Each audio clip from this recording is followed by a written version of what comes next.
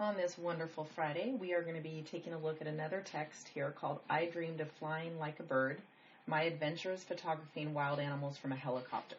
And this is by Robert B. Hass.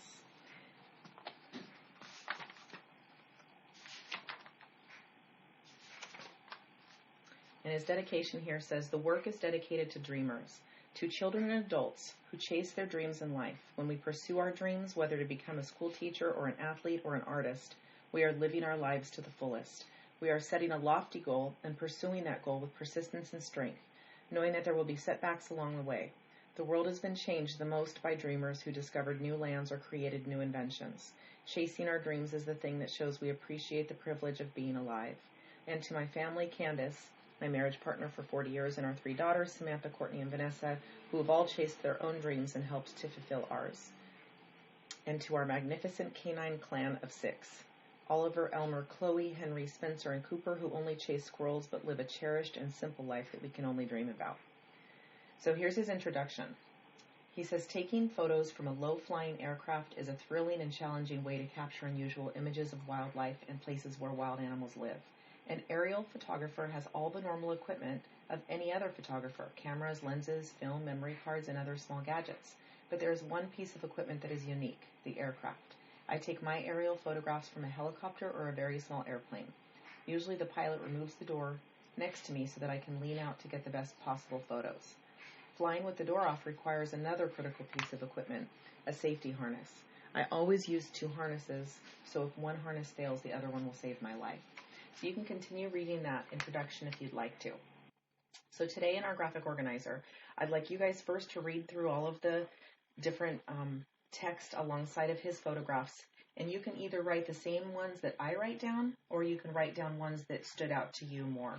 So I'm going to turn first to page 15 and 14, and we're going to start by looking at this picture of the buffaloes. So he has several photos of buffaloes, and then one of just a lion by itself. But so it says right here on the side on page 14 text, we watched the lions and the buffaloes charge back and forth at each other for more than an hour.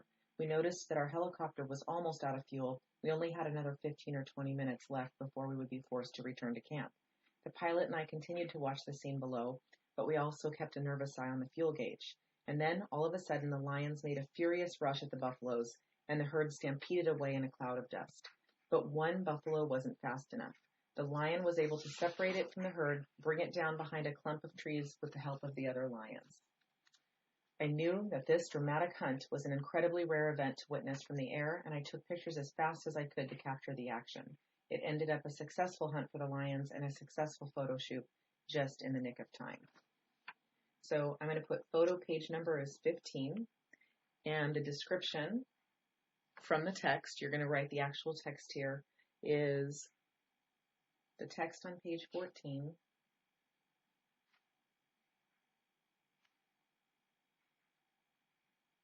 says that one buffalo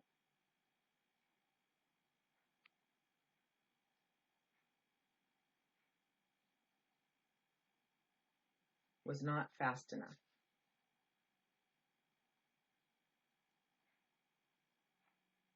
And the lion was able to separate it before bringing it down.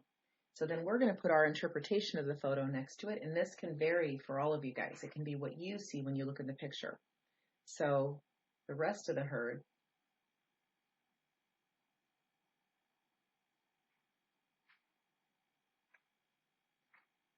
escapes, but the slowest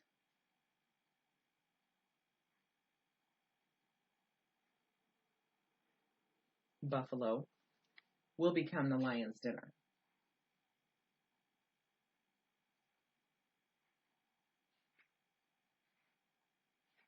I don't know about you guys, but I've been the slowest buffalo before.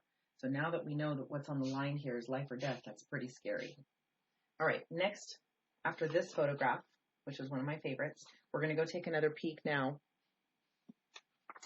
And this is on page 20 and 21. And so first, the photograph looks like this.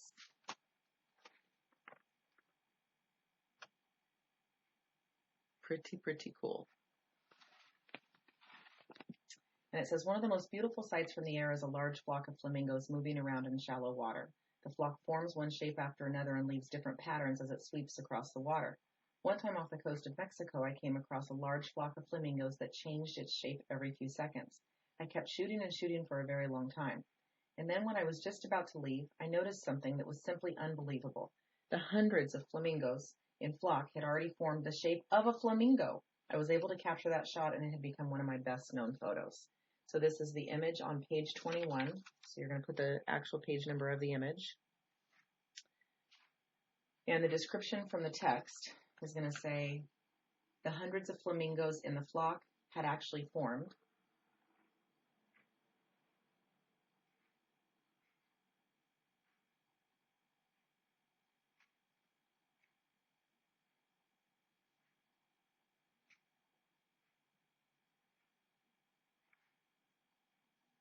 A flamingo.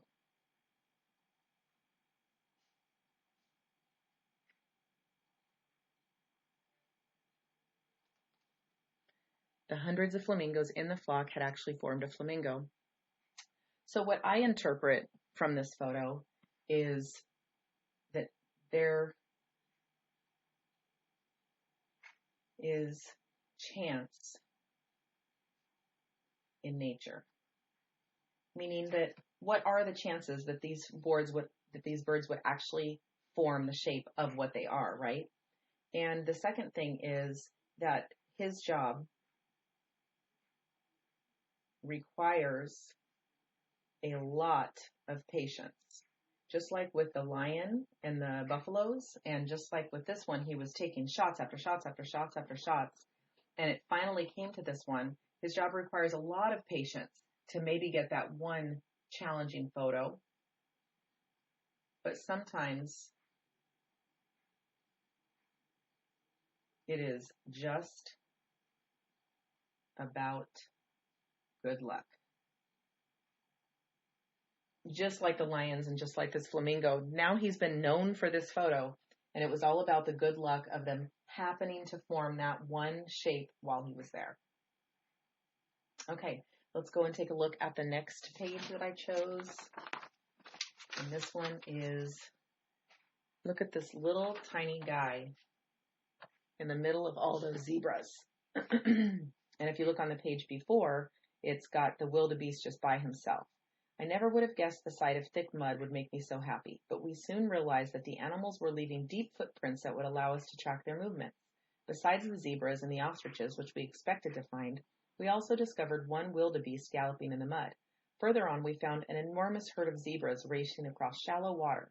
As we looked more closely at the herd, we noticed a very strange sight. Right in the middle of the zebras was another wildebeest, just one, moving along with the herd. We were left to wonder how this one wildebeest had found its way in a large herd of strangers, and whether the wildebeest even knew that it was different from the zebras. After all, it grazed on the same food, shared the same enemies, and did not have a mirror to see how different it looked from the striped zebras. So this one is page 27, Miss Sanchez's favorite number. And we're going to say, from the text, we were left to wonder how this one wildebeest had found its way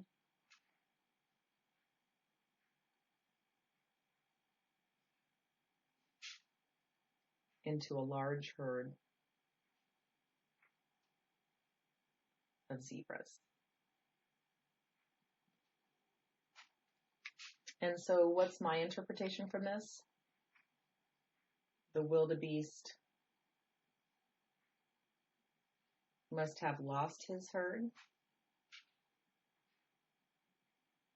Question mark. Maybe he feels more like a zebra than a wildebeest. Who knows, right? Question mark. You go ahead and put what your interpretation is. What's that guy doing in the middle of all those zebras, right? Okay, finally, we're going to go to these sharks. And I'm always just fascinated by water. So here I go on page 33 for this last one. But photographing sea creatures from the air can be risky. One of our scariest moments came when a helicopter was right over a large group of nurse sharks off the coast of Belize in Central America. The helicopter started to dive much too quickly, and we almost hit the water right on top of the sharks. Fortunately, the pilot was able to gain control, and we escaped unharmed from a close call with a special image of the sharks from above. We almost hit the water right on top of the sharks. So the interpretation I take from this is his job is dangerous at times.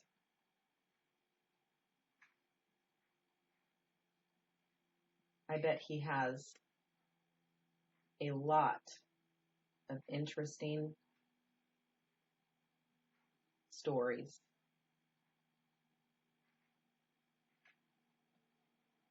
for how to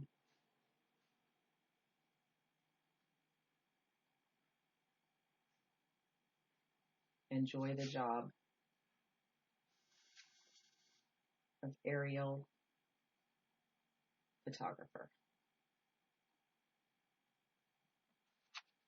His job is dangerous at times. I bet he has a lot of interesting stories, especially for how to enjoy the job of aerial photographer.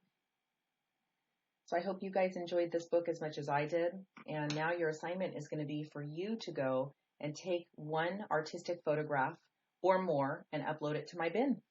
Make sure you turn in a photo of this graphic organizer as well. Remember that you can always write this into your notebook, straight into your composition notebook, or print out the blank template to write on. Thank you.